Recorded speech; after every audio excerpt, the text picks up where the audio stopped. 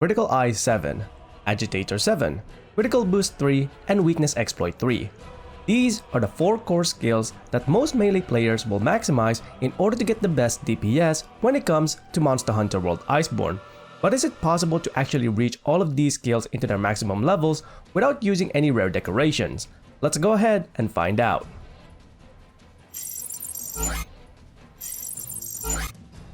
Hey everyone, Chrono X here once again, back with some more Monster Hunter World Iceborne.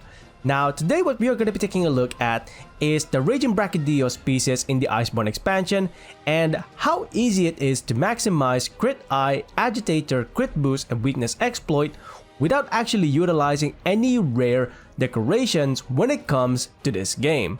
Ever since the arrival of Raging Brachydios, I'm sure many of you have seen ridiculous amounts of build videos talking about just how powerful the Raging Brachydios set is in the Iceborne expansion. And this video, it's not really going to be any different, but I'm going to show you just how easy it is to actually build up all of the DPS skills that you will need and still have a good amount of decoration slots free when it comes to this particular set. Now, in terms of the armor pieces that we are going to be utilizing, we are going to be utilizing 2 pieces of Raging Brachydios to get Agitator Secret, and we'll also be utilizing the Teostra 3-piece set in order to get Master's Touch. Now let's go ahead and take a look at just how easy it is to build up all of those DPS skills when it comes to this set. To kick things off, this is the bare minimum when it comes to maximizing the 4 core skills when it comes to DPS in the Iceborne expansion. This should be a fairly familiar armor set for anyone out there who has seen many build videos as of right now when it comes to Monster Hunter World Iceborne, because as of current, this is the best way to maximize all of the 4 core skills for DPS without losing out on anything else when it comes to skills. Now, in terms of what you can see here, I've already maximized Crit Eye, Agitator, Crit Boost, and Weakness Exploit, and I've only used the bare minimum in terms of decorations. As of right now, what you're seeing here is I have Expert Plus Jewel, because that's a guaranteed jewel when you get it through the Iceborne storyline. I have 3 critical jewels, which are fairly common at this point, and I also have 3 expert jewels, again fairly common at this point. Now, I still have a good amount of decoration slots that I can utilize when it comes to this armor set, showing you just how easy it is to actually maximize the 4 core DPS skills without even trying in Monster Hunter World Iceborne as of right now.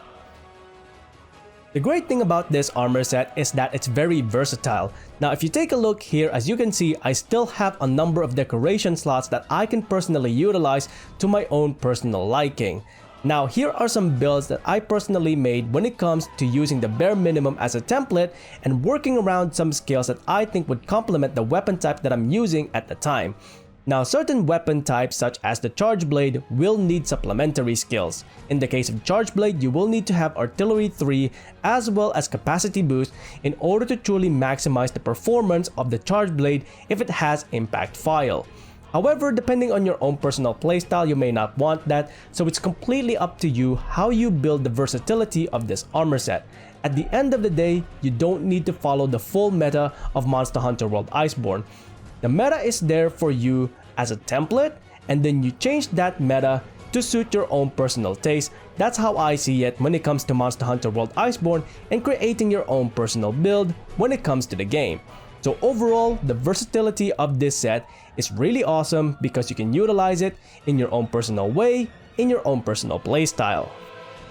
Now as a final note when it comes to this build, you can use whichever weapon sets you want when it comes to the game. The great thing about this armor set is that it's so versatile that you can pretty much mess around with it in terms of weapon combinations as well as decoration combinations. Overall, you're not really sacrificing any of the 4 core DPS skills because those are pretty much slotted in with minimal effort, and for the most part, a lot of those skills are inherent on the armor set as well as the charm. So there's no need for you to basically stick around with using Safi'jiiva weapons or Raging Brachydios weapons.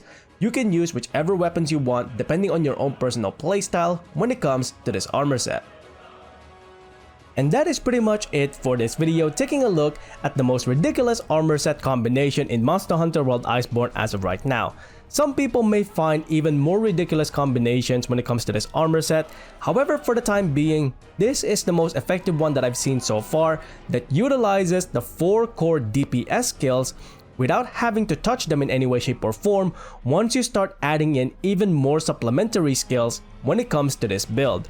Hopefully you've learned something when it comes to this particular build, and for the most part I'm really hoping that you're able to utilize this armor set to your own personal liking depending on the kind of playstyle that you have when it comes to Monster Hunter World Iceborne. Now that is pretty much it for me for this video. If you enjoyed these videos, please consider leaving a like on the video itself and subscribing to the channel, as well as hitting that bell icon so you can go ahead and catch up on any future Monster Hunter content that I might be doing or any other games that I might be playing in future. Until then, I hope you enjoyed this video, thanks very much for watching, and I'll see you next time. Onward and upward.